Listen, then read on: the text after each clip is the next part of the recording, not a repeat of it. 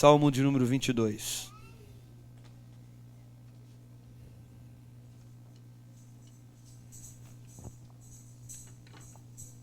Amém? Bem fácil de encontrar. Peço a alguém aí que ilumine aí para a gente poder ver. Amém? Quem pode ser usado nesse mistério aí? Amém. Agora dá para você ver como seu irmão é bonito. Amém? Aí que maravilha. Jesus. O irmão que está ao seu lado, não é eu aqui na frente não. Eu. Salmo de número 22. Amém? Está escrito assim, versículo 1, 2 e 3. Deus meu, por que me desamparastes? Porque se acham longe de minha salvação as palavras do meu bramido. Deus meu, clamo de dia e não me respondes. Também de noite, porém, não tenho sossego. Contudo, tu és santo e entronizado entre os louvores de Israel.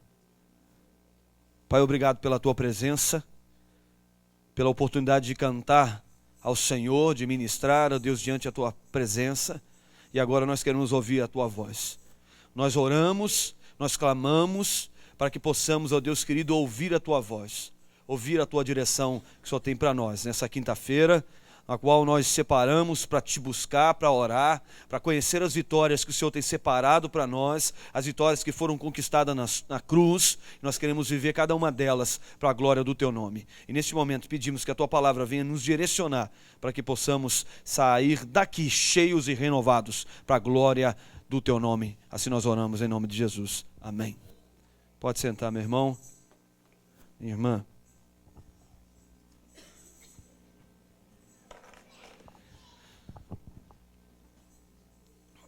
Particularmente, eu gosto muito dos livros de Salmos, e eu tenho certeza que a gente vai encontrar muitos aqui que se identificam facilmente com os Salmos por causa da sua forma, da sua maneira de falar de Deus, de buscar a Deus, onde nós encontramos dentro desta coletânea do livro de Salmos, canções que falam das angústias, que falam das crises, que falam das respostas de Deus para este povo, ou para alguém que escreveu o Salmo. Então o livro de Salmos é uma coletânea de canções, de poemas que eram entoadas pelo povo de Deus em diversas ocasiões, em diversos momentos. E esse livro de cânticos, de canções, ficou guardada, para que hoje pudéssemos entender e ver como Deus trabalha, de uma forma simples, de uma forma que está dentro da nossa humanidade, da nossa realidade. Não é um Deus inacessível, é um Deus que se manifesta de uma forma que a gente entende, que a gente compreende, apesar das dificuldades, das limitações que temos. Mas os Salmos, ele é muito prático, ele é muito prático. E o Salmo de número 22 é um salmo que expressa a fé, expressa primeiro a crise, uma situação difícil de um homem, e depois a sua posição, apesar desta crise, apesar desta situação complicada e difícil. Ele demonstra um equilíbrio, demonstra uma fé que nós precisamos ter, que nós precisamos criar e sustentar essa fé, firmar nessa fé, para que a gente possa suportar os dias maus, para que possamos suportar os dias difíceis que vamos enfrentar até o dia da consumação, até o dia da concretização do reino. Porque consumado, já está tudo consumado através de Jesus. Mas estamos caminhando para a consumação, para a concretização daquilo que Deus tem separado para nós. Meu irmão, minha irmã, o Salmo de número 22 é o salmo que atribui este salmo a Davi. Davi, o rei que fez muito sucesso, um rei que conquistou muitas vitórias, um rei que expandiu a nação de Israel, que fez que este povo se tornasse um povo vencedor, era um povo taxado por um povo sem muita habilidade para a guerra, um povo sem muita habilidade administrativa, e Deus coloca Davi, tira Davi lá do meio das ovelhas, lá escondido, e coloca ele no trono, coloca ele como rei daquela nação, para mostrar que aquela nação não tinha um rei inteligente, tinha um rei que adorava um Deus todo-poderoso. Esse Deus poderoso honrou essa nação de uma forma onde esse povo tinha em Davi a certeza que Davi era um homem de Deus. Tanto é conhecido como homem segundo o coração de Deus.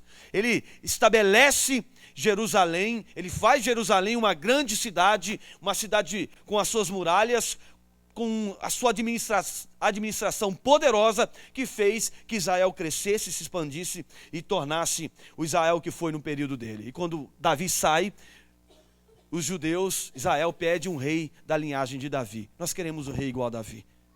Queremos um rei daquele jeito. Corajoso, um homem de Deus, um homem que fez a vontade de Deus e foi o que foi, e Deus exaltou de uma forma poderosa. Nós queremos um rei assim novamente. E Deus então promete um rei da linhagem de Davi. E este rei da linhagem de Davi está aqui essa noite. É Jesus Cristo o Nazareno. Amém, irmãos? Amém, igreja? Alguém está sentindo frio aqui, irmãos? Quer que liga o ar quente aqui? Amém? Então levanta a mão e dá um glória a Deus aí. Amém?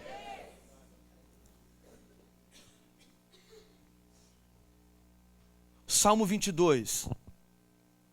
Ele fala, atribui-se a Davi, como eu disse, e ele vai trazer uma reflexão muito interessante.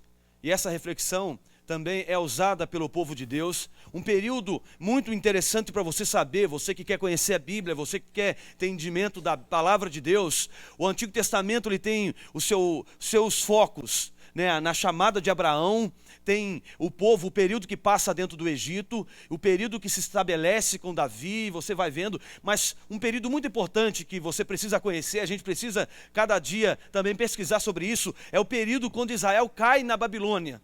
Quando Israel é levado cativo na Babilônia e fica lá 70 anos. Este período é um período muito rico, porque é um período de profundas e profundas crises, porque eles não entenderam como é que pode um Deus que tirou eles do Egito, permite que eles voltem agora a morar novamente num cativeiro novamente. Agora, na Babilônia, tanto os sábios, os teólogos, os sacerdotes, eles entram em crise porque eles estavam lá agora cativos mais uma vez. E é bom a gente entender que muitos que estavam cativos eram homens que foram fiéis.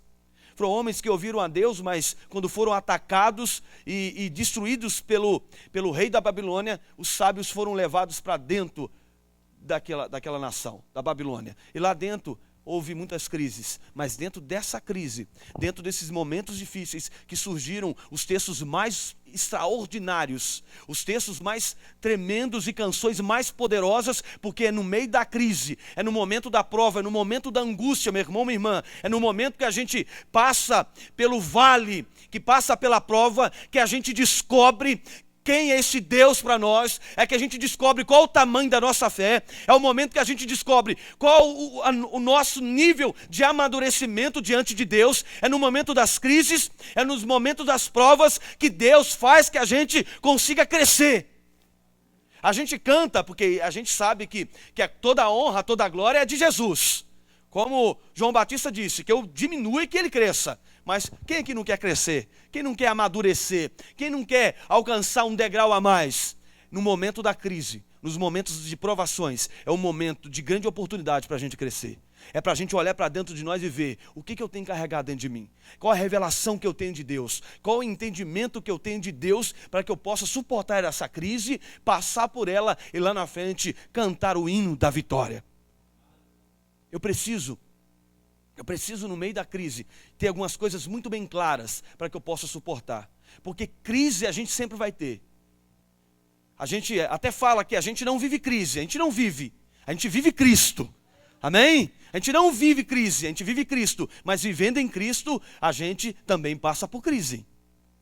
passa por situações difíceis, passa por situações onde não se tem respostas claras, passa por situações onde não se tem uma direção certa para caminhar, passa por situações que a gente não sabe muito bem o que fazer, mas quem tem Cristo suporta tudo isso, porque ele sabe que Cristo é capaz de nos fazer sair da crise, de não se prostrar e se perder na crise, mas passar por ela e cantar o hino da vitória. Você pode dar um glória a Deus? O Salmo 22 também é conhecido como um salmo messiânico. Jesus, ele se encaixa muito bem nesse salmo. A sua angústia, a sua entrega, a sua oração na cruz, quando ele fala: Deus meu, por que me desamparastes? Essa oração, onde Jesus se apropria desse salmo dizendo: eu sou esse servo sofredor, eu sou esse salvador que vai ter que pagar o preço, que vai ser humilhado, mas ele vai vencer no final. Mas antes de Jesus se apropriar desse texto, como eu disse, Davi vive uma situação difícil e também o povo de Deus vive situações difíceis. E este salmo representava as situações deles e também representa a nossa situação, representa a minha e representa a sua. O salmo começa assim, olha: Deus meu, repita comigo: Deus meu, por que me desamparastes? Uma nação que viu Deus fazer coisas extraordinárias. Um rei que viu Deus fazer coisas extraordinárias. Um rei que viu Deus derrubar gigante através de uma pedrinha. Um rei que viu Deus expandir a sua nação de uma forma extraordinária. É o mesmo Deus, é o mesmo homem que diz assim: Deus, por que o Senhor me desamparou? A gente esquece, ou a gente às vezes não para pensar que esses homens que a gente lê aqui na Bíblia foram seres humanos, cheio de limitação como a gente. Homens que um dia viam o céu, no outro dia só via prova. Só via angústia, só via situação difícil. Um dia a voz de Deus era clara, no outro dia era silêncio. Um dia o céu estava aberto, no outro dia estava tudo fechado. Homens que passavam por situações complicadas, não diferente da gente. O salmista, ele diz: Deus meu, por que o Senhor me desamparou? Por que o Senhor me deixou sozinho? Por que o Senhor não está aqui agora? Por que o Senhor não está aqui nessa situação difícil? Cadê o Senhor? De repente hoje você falou isso: Deus, cadê o Senhor, Deus? Cadê a resposta naquilo lá, Deus? Cadê? Eu não estou te vendo. Davi também orou assim. Israel também cantou assim e orou assim. Passaram por situações onde eles falaram: Deus sumiu. Cadê? Cadê o Senhor? Cadê o meu Deus? Eu não estou vendo, eu não estou conseguindo enxergar, eu não estou percebendo. Cadê, Deus? Cadê? Uma situação interessante está lá em 1 Samuel, capítulo 30, versículo 1, do versículo 1 ao versículo 6. Ele vai dizer de um período onde uma cidade ela é atacada, a cidade de Ziclag, é atacada pelos amalequitas, e Davi ali que estava na direção, quando ele chega ali, vê as mulheres, as crianças todas sendo tiradas, e a cidade queimada, e quando ele chega ali, o povo que estava junto com Davi, começam a chorar, começam a lamentar, e queriam até apedrejar Davi por causa daquilo. Você saiu, nos fez sair de dentro da cidade, nos fez ir para a batalha, e quando volta está desse jeito, Davi. E Davi então fica desesperado, angustiado, as pessoas querendo o apedrejar, porque Davi, o Senhor nos direcionou para algo errado. E Davi então ali, ele estava neste momento, não se sabe se foi nessa hora que ele fez, mas foi um momento onde ele poderia dizer: Deus meu, o Senhor desapareceu. Quantas vezes a gente tem essa impressão? Quantas vezes você vem para o culto, vem aqui adorar o Senhor, a impressão é: cadê Deus? Você chega frio e sai gelado. Você chega, né, hoje é dia de Deus falar e Deus não fala. Ou a gente não percebe, ou a gente não sente. Aí você pode dizer: Aí você pode me perguntar, mas Davi sentiu isso? Sentiu. Ele sentiu. Ou melhor, ele não sentiu a presença de Deus. Ao ponto dele falar, Deus meu, isso é meu. Nós dois, é intimidade, Deus, cadê o Senhor? Por que me desamparaste? Aí ele começa o versículo 1 e continua dizendo, porque se acham longe de minha salvação as palavras do meu bramido. Quantas vezes a gente ora e parece que a nossa oração não passa do teto? Quantas vezes a gente ora e parece que a gente clama, grita, a gente, grita, vai gritando, vai clamando, a gente busca, paga preço, vai orando e parece que Deus está longe, o nosso grito não alcança os ouvidos de Deus, parece que a gente clama, que a gente busca incessantemente, a gente faz propósito de oração, vai falando e parece que Deus não escuta muito bem aquilo que a gente está falando, parece que está tão longe que a gente não tem mais força para orar, não tem mais condição de clamar, nos falta a palavra. A gente vê pessoas passando por situação difícil, que está tão difícil que nem força para orar tem mais. Que parece que Deus está tão longe, que parece que está tão difícil Deus entender o nosso clamor, que Deus, me escuta. Parece que está longe. Parece que o Senhor está distante de mim. Não bastava o Senhor não estar aqui, e parece que o Senhor está longe. O céu parece tão distante. Deus parece tão distante da gente. Tão longe, tão longe. Porque o Senhor está longe do meu grito, Deus. Deus meu, versículo 2, olha a sua Bíblia aí. Deus meu, clamo de dia e não me responde. Uma das coisas que dói, que mexe com qualquer um, é o silêncio. Apesar que Deus não fica em silêncio. Deus às vezes não fala especificamente aquilo que a gente quer ouvir. Mas silêncio, ele não fica mais. Porque você liga o rádio, está tocando uma música. Você liga o rádio, tem alguém pregando. Você vem na igreja, tem alguém pregando. Você encontra alguém fala de Deus. Mas de repente não fala aquilo especificamente para você. E quando chega esse momento, fica o silêncio de Deus. A gente quer a resposta e Deus não fala. E parece que não vem a clareza para a gente ir para frente, é para ir para trás, é para ir para o lado. Deus me ajuda aí. E aí você clama, continua clamando e Deus não responde. Você clama e você insiste nesse clamor e Deus não responde, não fala nada.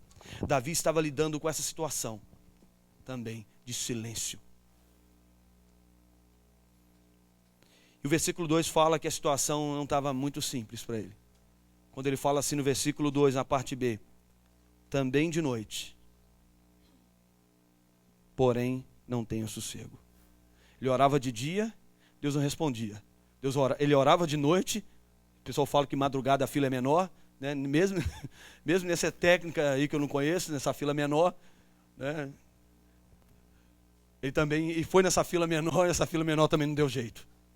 Também continuei orando à noite, o Senhor não falou nada. Agora, Deus, eu não tenho sossego. À noite eu não tenho sossego. Eu não consigo dormir. Eu não consigo descansar. Ou seja, quando a gente está dentro de uma situação, que a situação está difícil, está complicada, que a situação está difícil de ser resolvida, o que acontece com a gente? A gente perde o sono. Quando acontece algo com a gente que deixa a gente tão atribulado que a gente perde o sono. A gente não consegue dormir. E se dorme, a gente sempre dorme a prestação. 30 minutos, 20, acorda, preocupado, querendo resolver. Mas quando é difícil, a gente não dorme. Quando a gente não consegue dormir, não descansa. A gente passa o dia inteiro na luta, chega de noite para a gente tentar fugir um pouco da realidade, tentar fugir um pouco das angústias, tentar fugir um pouco dessa luta. A gente quer dormir, mas chega para dormir, a gente não consegue. Te deita para dormir, o olho não fecha. A mente não relaxa, ela não desacelera, a gente só pensa. E aquilo tira o nosso sossego. Davi estava desse jeito. Davi ia dormir. Imagina o palácio, imagina a cama que Davi tinha, com pena de avestruz. Sei lá, que esse homem, né? Colchão de água do Rio Jordão. Tranquilo, se fazia calor, tinha gente lá só... recebendo só para abanar o candango lá. E ele não dormia. Porque ele estava sentindo. Ele não estava sentindo a presença de Deus. Deus não estava ali. Ele sentia Deus longe, distante. Deus estava em silêncio. Deus não respondia. Ele perde o sossego, perde a paz. Uma das coisas mais preciosas que a gente tem, meu irmão, minha irmã, é a paz. Vira para o irmão que está ao teu lado e fala assim com ele: paz do Senhor. Agora fala uma paz cheia de vontade, fazer paz do Senhor. Aí a irmã fala, aí vai dormir. É um bom motivo. Tem gente na igreja dorme, né? É tanta paz, chega na igreja dorme, aleluia. Tinha uma irmã que na igreja, todo culto ela dormia, no final do culto ela tinha uma revelação. O negócio era profundo. Todo final ela dormia no culto, era uma paz tranquila, irmã tranquila. Paz do Senhor. Falou para ele de novo, fala, meu irmão, a paz do Senhor. A paz do Senhor não é a ausência de violência, ou a ausência de tumulto, a ausência, sei lá do que for. Paz é você no meio da adversidade ter o teu coração tranquilo, é você estar no meio da tempestade, aquele barquinho pequenininho, mas pode vir um vento que vier, vem a onda que vier, você está tranquila, você está tranquilo, porque a paz do Senhor está no teu coração e você sabe que Ele está no controle da tua vida. Amém, irmãos? Quem tem a paz do Senhor que levanta a mão? A paz do Senhor. Mas Davi aqui estava sem paz, e isso é possível acontecer com a gente. Isso é possível, um dia que a gente perde a paz, a gente está tão atribulado que a gente não consegue nem dormir. Isso acontece com alguém aqui, irmão? Ou só comigo? Só comigo, então eu vou descer, ficar embaixo, eu sobe aqui. Dia que a gente não consegue dormir. Apesar que eu durmo igual uma pedra, irmão. Demora a dormir, mas quando eu durmo, tem gente assim também. Eu vi seu olho brilhar.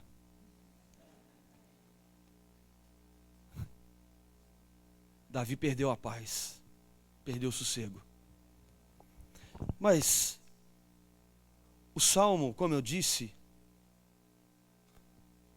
eu posso dizer, entender que Davi, em meio a situações confusas, ele estava muito bem esclarecido. Tinha algo muito bem esclarecido para ele. Em meio a situações de crise, de incertezas, tinha algo muito claro, muito evidente, muito forte na vida dele, que apesar de tudo isso que eu acabei de falar, não apagou, diminuiu isso que estava muito bem claro para ele. O que estava claro para ele? Olha o versículo 3 do Salmo que você acabou de ler.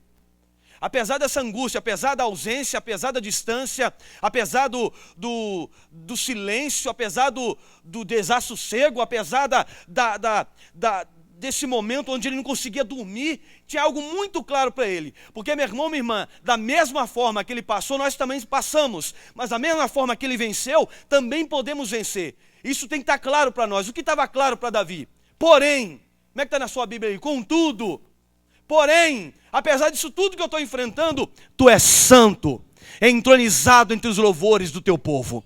Repita comigo, apesar disso tudo, Deus, tu és santo e entronizado entre os louvores do teu povo. Você pode declarar isso, meu irmão? Tu és santo, Senhor. Tu és santo, e é entronizado entre os louvores do teu povo. Isso estava claro para ele. Meu irmão, aqui Davi dá um giro. Aqui Davi muda a direção, apesar de toda angústia, de toda incerteza, apesar de tudo isso, quem sabe você está enfrentando também, Davi destaca, apesar disso tudo, Deus, tu és santo. Toda vez que a gente fala a palavra santo, o que vem na sua mente? Quando você canta que Deus é santo, o que vem na sua mente, meu irmão? Santo. Santo, santo é, santo, santo é, santo, santo é, santo é, santo é, santo é o Senhor. O que vem na sua mente? O que vem na sua mente quando você fala que Ele é santo? Igual os irmãos dá aleluia nem sabe o que significa aleluia. Aleluia! O que é aleluia? Sei lá, meu irmão, sei que é negócio para Deus. Sei que é negócio para Deus, eu falo mesmo, aleluia. O que é santo? O que vem na sua mente quando você fala que Ele é santo? A primeira é o Deus é o Deus puro, é o Deus limpo, é o Deus separado. É o Deus que não se compara com nada daquilo que a gente entende que é Deus. É aquele que tem algo tão diferente do contexto aqui de Baal, do contexto aqui bíblico, dos vários deuses que se levantaram tentando ocupar o lugar de Deus na nação, e por muitas vezes ocupou o lugar de Deus no coração daquele povo. Mas Deus, Ele é santo. O teu Deus é o único Deus que é santo. O Espírito que está na tua vida é o único Espírito que é santo. É o separado, o diferente, aquele que não se compara com nada daquilo que você possa imaginar, daquilo que você possa entender. Quando você fala que Ele é santo, você está dizendo: Deus, Tu é muito além daquilo que eu posso imaginar, daquilo que eu possa medir no meu coração, a Sua grandeza. Tu és santo, Tu és santo, santo. E dizer que Deus é santo é você dizer que Ele é diferente desses outros deuses que existem por aí. E dizer que Ele é santo é falar que nele não existe defeito, que o governo dele é perfeito. Dizer que Ele é santo é você falar assim: Deus, apesar disso tudo que eu estou enfrentando, apesar disso tudo que eu estou passando, o Senhor está no controle da minha vida, está no controle da minha história. Quando dizemos que Ele é santo, estamos falando: Deus, o Senhor quem governa, o Senhor que é o dono de tudo, tudo está sob o controle do Senhor. Apesar de vivermos aqui embaixo, nesse mundo, onde esse mundo temos aquilo que Adão perdeu e Jesus foi devolvido para nós. Deus nos deu autoridade para governar, para liderar esse mundo, só que a gente faz tudo de cabeça para baixo. A nossa ganância, a nossa falha, o nosso pecado faz que a gente vive nesse desgoverno, nesse caos que o mundo vive. Mas Deus, apesar disso tudo, Deus está acima de nós. Ele é santo e Ele continua comandando. Apesar da gente fazer várias coisas erradas, Deus continua no controle de todas as coisas. Vira para o irmão que está ao teu lado, diga para ele: Deus está no controle da tua vida, meu irmão. Pode até não parecer isso para você, diga para ele: pode até não parecer. Pode até não você ver, não, está no controle. Deus está no controle da tua vida, minha irmã. Deus está no controle da tua vida. Aí você pode falar: mas não estou conseguindo dormir, eu não escuto Deus falar comigo, Deus parece que não me responde, eu me sinto sozinho, sozinha. Mas Deus está no controle da tua vida. Apesar disso tudo, Ele é santo, santo, santo, santo. E toda a terra está cheia da tua glória. Davi sabia que Deus era santo, meu irmão. Davi sabia que apesar do descontrole que ele tinha, Deus estava no controle da vida dele. Se a gente não estiver firme, se isso não estiver claro para a gente pode ganhar vitória atrás de vitória, que a gente, quando o vento soprar, quando a luz se apagar, quando o sol ficar escondido, ou quando a gente estiver num momento de dor, de angústia, a gente vai achar que Deus perdeu o controle. Quando algo acontece no mundo aí fora, nas pessoas que não têm compreendimento, o problema não é só o mundo lá fora, as pessoas dentro da igreja também não entendem o que é controle de Deus. Acho que controle de Deus é Deus responder tudo, fazer tudo que a gente quer. Controle de Deus é algo que está acima da gente, acima da nossa realidade, acima daquilo que a gente acha que é certo, daquilo que a gente acha que é errado. Deus está acima. E Deus no controle está acima da gente. O mundo lá fora, um avião cai e as pessoas perguntam: cadê Deus? Um cristão fala assim: olha, caiu um, porque é máquina, é coisa do homem. Porque se Deus não estivesse nos ajudando, caiu um só. Mas nessa hora tem 4.000 aviões voando pelo Brasil afora, pelo mundo afora. Será quantos aviões que tem? Nenhum caiu. Caiu um só. Isso não é Deus não, meu irmão. Não é Deus dando graça para uma máquina que é falha. Infelizmente, vidas se perderam, mas não foi que Deus programou. Aquele vai cair de avião, aquele vai bater carro. Aquilo lá vai... A vida, meu irmão, a gente vive essa vida para ser... e essa vida é vivida e a gente vive conforme os nossos limites. Não é porque algo de ruim acontece que Deus perdeu o controle. É o controle que nós perdemos. E Jesus devolveu, e Deus quer que a gente viva nesse controle de novo, mas por toda a eternidade. Então, quando algo acontece de errado, não é porque Deus está fora do controle. É porque, meu irmão, o controle foi devolvido para a gente, para o ser humano. E a gente não tem controle. A humanidade só vai ser diferente quando ela entender que, apesar de toda a tecnologia, de toda a inteligência, falar assim: Deus, a gente pode fazer muita coisa, mas a gente prefere depender do Senhor. A gente pode voar sem o Senhor por algum tempo, mas nós estamos decidindo aqui dar um passo. Dar um passo com o Senhor é melhor do que voar sem o Senhor. Eu prefiro dar um passo com Deus. Deus está no controle da tua vida. Isso estava claro para Davi, apesar de tudo isso que nós falamos. Tudo isso Ele era santo. Santo. No controle da tua vida. No controle. Os pensamentos de Deus não são como os nossos pensamentos. O domínio de Deus, a forma de Deus agir não é conforme aquilo que a gente pensa. Tem muita gente frustrada. Eu gosto de falar isso e cantar isso, dizer que Deus sonha com a gente. Mas muitas vezes a gente sonha que não é de Deus. A gente projeta algo que Deus, você não, eu vou fazer, mas não é bem assim não, calma. Deus até dá o sonho, mas a gente se empolga tanto que o sonho se torna só nosso. Ou o sonho é de Deus, a gente às vezes chega quase que tomar o sonho e querer fazer do nosso jeito. Mas a gente precisa entender que apesar das angústias, das crises, o que precisa estar bem claro para a gente é que Deus, Ele é santo. Tem situações que não tem respostas. Tem situação que não tem resposta, meu irmão. O que tem é, Deus é santo.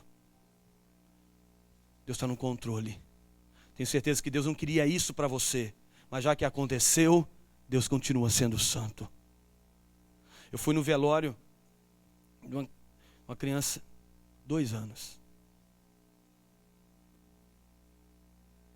E um dia antes a mãe foi numa igreja de fogo, de reteté, de cadeira que voa, de gente que entrega, revela até a identidade. CPF que está agarrado aí, está no SPC, revela tudo. E falou que a menina estava sendo curada naquela hora. Está sendo curada agora.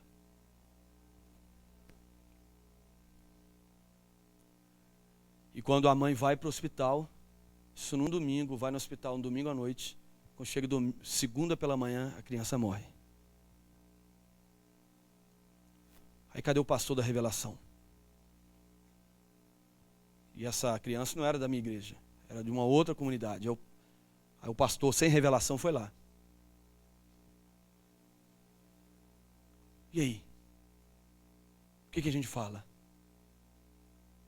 O que a gente fala para uma criança? O que a gente fala para a mãe de uma criança de 2 anos? O que eu pude falar assim: olha, eu não tenho palavra. Não tem como responder. Mas Deus, a presença de Deus, ela é tão poderosa nesses momentos, que a presença dele está aqui, e às vezes a gente não consegue ouvir a voz dele e a clareza, porque isso aconteceu. Por que isso aconteceu? Mas quando Deus está aqui, a presença dele nos conforta. Não substitui aquela criança, mas ele vem e conforta o nosso coração. É como um abraço quando você dá numa pessoa enlutada, onde não tem palavra, mas o seu abraço conforta. Deus é da mesma forma. Às vezes Deus não vai responder, irmãos. Às vezes o silêncio vai continuar, mas Ele vai te abraçar e vai falar. Você não vai entender, mas eu quero que você compreenda que eu estou aqui te abraçando. Estou cuidando de você. Eu continuo no controle. Ainda que a pior coisa que pode acontecer para o ser humano está diante dos seus olhos, que é a morte, ainda mais a mãe enterrar o filho, o pai enterrar o filho, eu continuo no controle. Eu continuo no controle.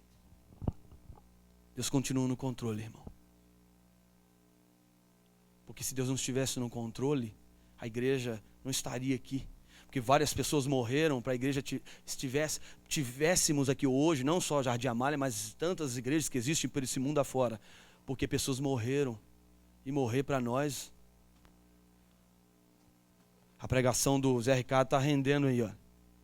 Tem hora que a gente só quer ganhar. Mas quando a gente perder, a gente pode falar assim, olha, tu és santo. Tu és santo. O Senhor está no controle. O Senhor está no controle, meu irmão. Quantas vezes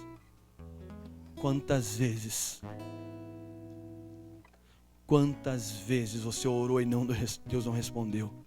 Mas aqui na frente, mas diante das pessoas a gente não fala.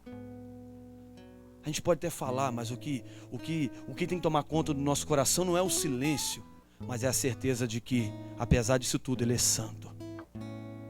Está no controle. E é entronizado entre os louvores do teu povo. Repita-se comigo. Entronizado Fala forte, gente. Entronizado entre os louvores do teu povo. Ou seja, ele habita nos louvores do teu povo. Ele habita nos louvores do teu povo. O que é louvor, gente? O que é louvor? A gente acabou colocando esse nome para o ministério da igreja, Ministério de Louvor, porque a gente associou louvor com música. Mas louvor não é música. Louvor é você atribuir aquele acontecimento, aquela realização, aquele feito a uma pessoa. A elogiar aquela pessoa. Por exemplo, alguém aqui vai e faz uma feijoada. Agora os irmãos vão até ligar no mistério. Fez aquela feijoada deliciosa, né? Toda recheada, cheio de aqueles trem lá, né? Cheio. E você fala, mas que feijoada gostosa, rapaz. Quem que fez? Quem é bom de cozinha? Quem é irmã no mistério aí? Ninguém quer falar para ninguém. Não precisa convidar não, meu irmão. A gente... né? Regina é boa. Ó, amém. Domingo tamo... Aleluia. Aí, irmão, viu? Deus está no controle. Deus está no controle. Aí, tá lá. A irmã Regina que faz. Ela que fez. Aí o que a gente vai fazer? Irmão, parabéns. Ou vou dar parabéns pro Pablo? Sabe fazer nem ovo frito. Não, mas quem fez foi a irmã lá. Foi a irmã que fez. Então, ou seja, nos louvores, Deus habita no local onde as pessoas reconhecem que é Ele quem faz. Deus habita no local onde as pessoas reconhecem. Estou vivo é porque Ele está me dando vida. Respiro porque Ele está me dando vida. Deus habita nesse lugar. Deus habita num local onde as pessoas falam: olha, cheguei aqui na igreja hoje, não sofri acidente, cheguei tranquilo, nenhuma bala perdida me foi achada em mim, nem nada aconteceu comigo. Louvado seja Deus, porque é Ele que faz. É Ele que faz. Aí você pode fazer isso com música, sem música. Você pode fazer isso com poema ou sem poema. Louvor é você falar que foi Ele que fez. E você elogiar: o Senhor fez direito, o Senhor faz perfeito porque Tu és santo. Deus habita num meio onde pessoas reconhecem isso, meu irmão. Num povo ingrato, num povo onde as pessoas não se preenchem com vitórias lá do passado.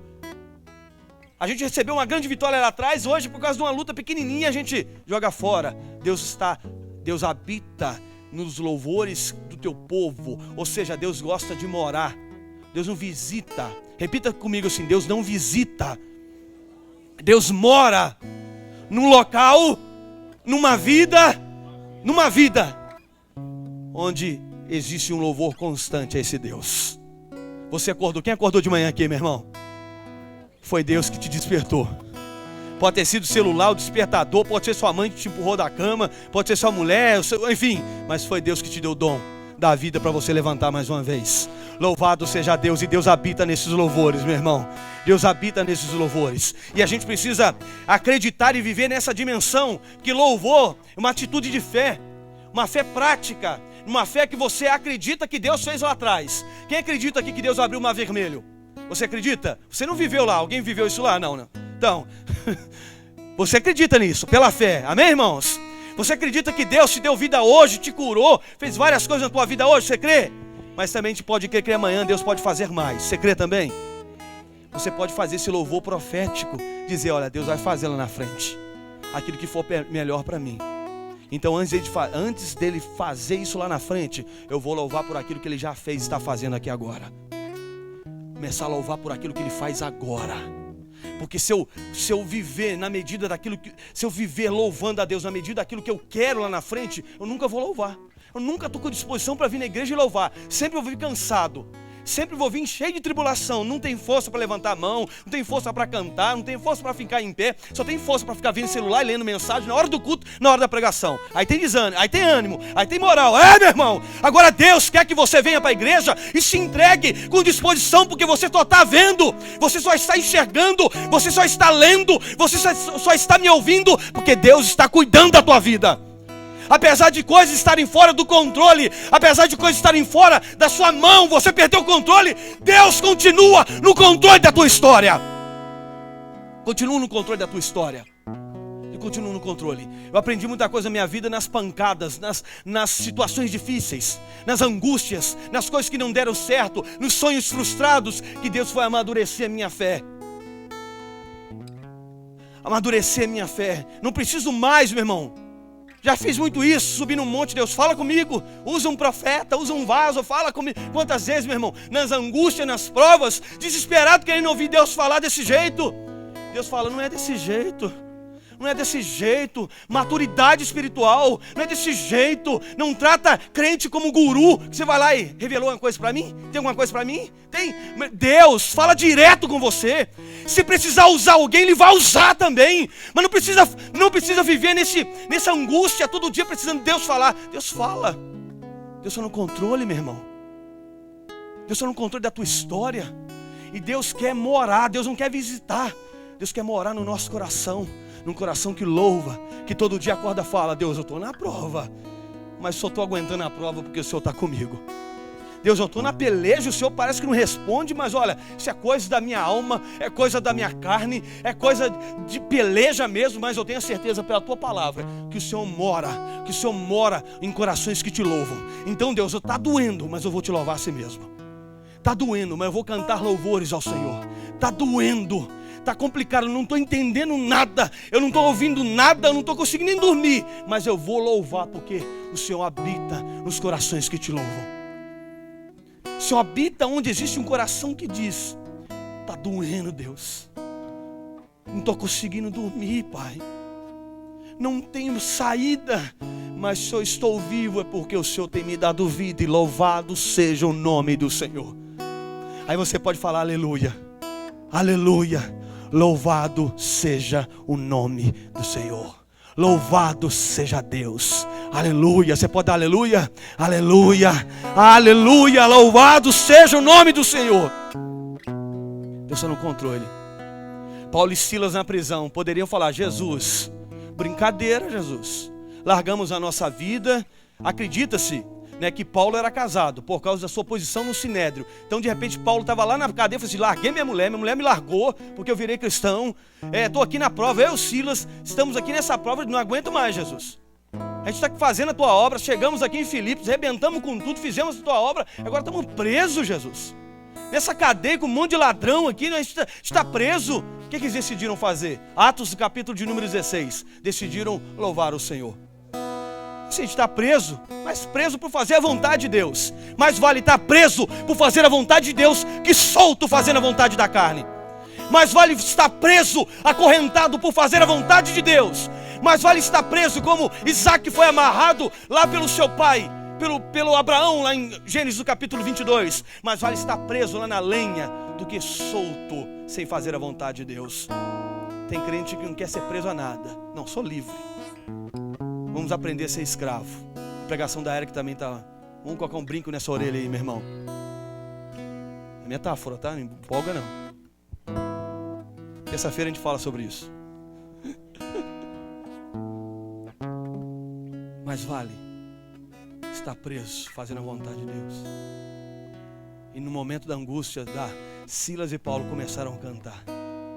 Começaram a cantar. O que aconteceu, irmão? Deus não visitou a cadeia, não. Deus estava lá junto com eles. Começaram a louvar o Senhor. Começaram a cantar louvores a Deus, mesmo preso. Mesmo preso, começaram a cantar porque eles sabiam para quem estava no controle. Não era o chefe, não era o delegado daquela cadeia que colocou eles lá. Era fazendo a vontade de Deus. Eles poderiam passar até pela cadeia, porque eles sabiam que Deus era santo, que Deus estava no controle. E que Deus era entronizado entre os louvores do teu povo. Se você está na prova hoje, se você está numa peleja hoje, eu convido você a louvar ao Senhor, a você cantar. Não é que Deus ignora a sua luta, não, é que Deus quer amadurecer a nossa fé. Se Deus tiver que dar a resposta para você hoje, Ele vai dar, porque é Ele que faz, irmãos. É Ele que faz. Deus quiser que usar alguém para falar com você, Ele vai fazer, Ele usa. Ele usa quem Ele quer, da maneira que Ele quer, do jeito que Ele quer. Para Deus não existe nada impossível. Nada impossível. Se você quer uma resposta, se você quer sair dessa crise, superar essa crise, eu convido você a deixar isso bem claro na sua mente. Pedir para Deus fazer isso ficar muito claro, evidente no teu coração, de que Deus, apesar de tudo aquilo que acontece, Ele é santo e é entronizado entre os louvores do teu povo. Então convido você a ficar de pé. Convido você a vir aqui no altar. Deixa eu terminar aqui no altar. Chamou o pessoal do louvor. Vamos cantar aqui, Te Louvarei.